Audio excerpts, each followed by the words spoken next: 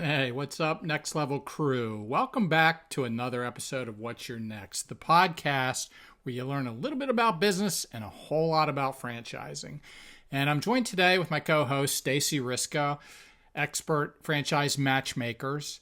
And today's topic, we're going to be covering the lean franchise, which are mobile and low-cost wins in the franchise world. Welcome to What's Your Next. This is the go-to podcast for aspiring business owners who want to get to the next level, escape the rat race, and give their middle finger to the corporate 9-to-5. If you want financial freedom, work-life balance, and the business of your dreams, you're in the right place. Dave and Stacy Riska, husband-wife franchising duo, openly share their successes, failures, and lessons learned in franchising, business ownership, and working with your spouse.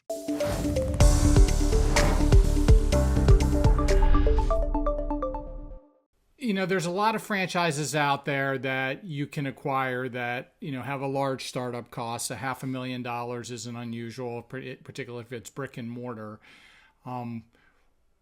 We're talking about franchises that are completely on the other side. They're fast, they're flexible, they're affordable, and they are ways to build freedom. Mm-hmm. So what exactly is a lean franchise? What does that mean?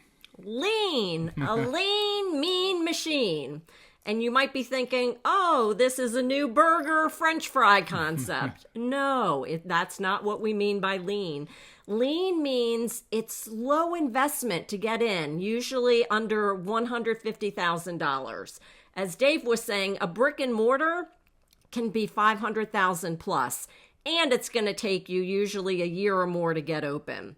So these are low investment, low overhead, but to me the best benefit is because they're mobile and or home-based, you ramp up quickly. You can start generating cash flow right away. So it's lean, mean machine. Absolutely. So when you think about it, these are a lot of home-based type of businesses where you don't have a huge overhead. You don't have to, you don't have a long ramp up time to get started. I mean, really, it cuts your time to ROI in your business a whole lot. And in a lot of cases, it doesn't hinder your profits. In fact, many of them are, extremely profitable, compared to some of the more higher cost franchises, although, generally the higher cost franchises catch up eventually, just because they have a bigger user, base than, and a bigger footprint. So why do you think that these models are becoming so popular right now? Well, the candidates we talk to, they share with us why they're looking for business ownership. And usually it revolves around lifestyle. They want more flexibility. That may mean being able to go to their son's soccer game, or they want to help teach ballet to their daughter or go to their piano recitals, whatever it is. But usually they want more freedom, flexibility, control over their lives. And so many of these lean kind of franchise concepts offer that because they're home-based, they're usually smaller, and, you can kind of control your schedule and your destiny. And many of them are recession resistant. There are many great examples out there. We're always leaning our candidates towards ones that we kind of say are AI resistant and recession resistant. Always needed. A need-based, not a want-based. Yep, need-based and simple and profitable. Mm-hmm.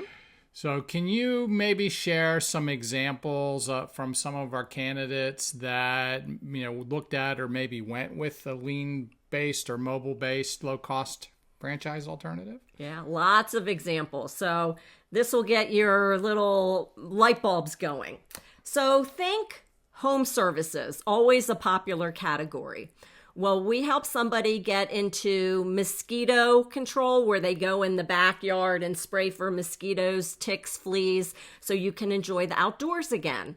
This is a lifestyle play. The candidate loves this and has now moved forward because it's really a lifestyle business. He works 8 months out of the year, And because it's a seasonal business, he gets 4 months off. And so he's making the yearly revenue and income from 8 months versus having to work a full year.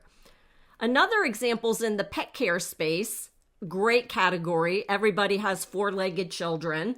And so this, we really enjoyed working with our candidates because it was a husband-wife team and they were looking for something that they could do together, and they had a passion for animals. And so now they're running a dog grooming mobile business. Another example is in the education space. And Dave, you'll relate to this because you helped with this one. A burned out IT executive who still, kind of wanted to stay in the corporate world, but wanted to give back, help the younger people. So got into a franchise concept that teaches robotics and coding, and it's more of an impactful play than necessarily an income play. And then another example is in the health and wellness space, where we had another couple who were business owners, but they were looking to diversify, and they really see the trends that are happening with health and wellness, and they kind of wanted to get in early on that. Right, health and wellness, senior care. There's some, very low entry. And all of these are under $150,000 to get in. One of our favorites is home services. There, believe it or not, there's a lot in the home services space. I mean, you think plumber, you think trucks, but that's not necessarily true. There's lots of them where the model is that you are really the project manager only, and that maybe the salesperson, you go out, you help bring in the business, and then you manage the projects, but everything is then handed off to subcontractors, which don't require that you have a large office space or anything to run that operation. Right. And the franchise provides a lot of that support for you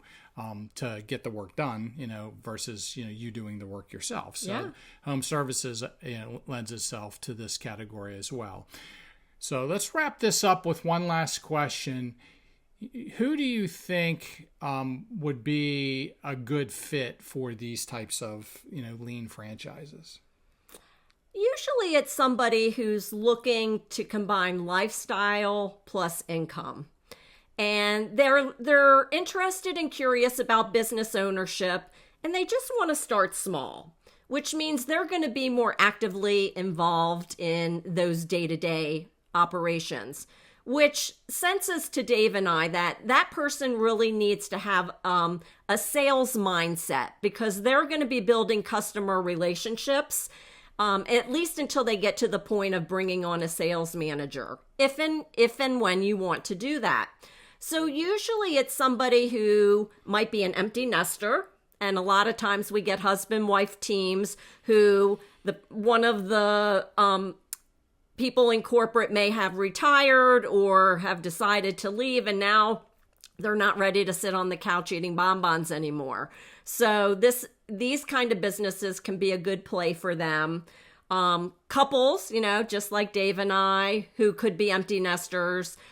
Sales people, sales professionals, whether that's a manager, director level, people who want to basically help their community, have a passion to help and serve their community with a customer-minded mindset, and able to follow a playbook, which the franchise gives you, and then you decide how big and far you want to grow with it. Right, absolutely. Great answer to that, Stacey. Thank you. So today we were talking about the lean franchises, which are mobile, low cost or low entry cost franchises. Interesting topic, and lots of opportunities in this area. If you like our content, we really would appreciate if you would like and subscribe. Click the buttons below. It really helps us in the Google algorithms. And we're going to catch you on another episode of What's Your Next?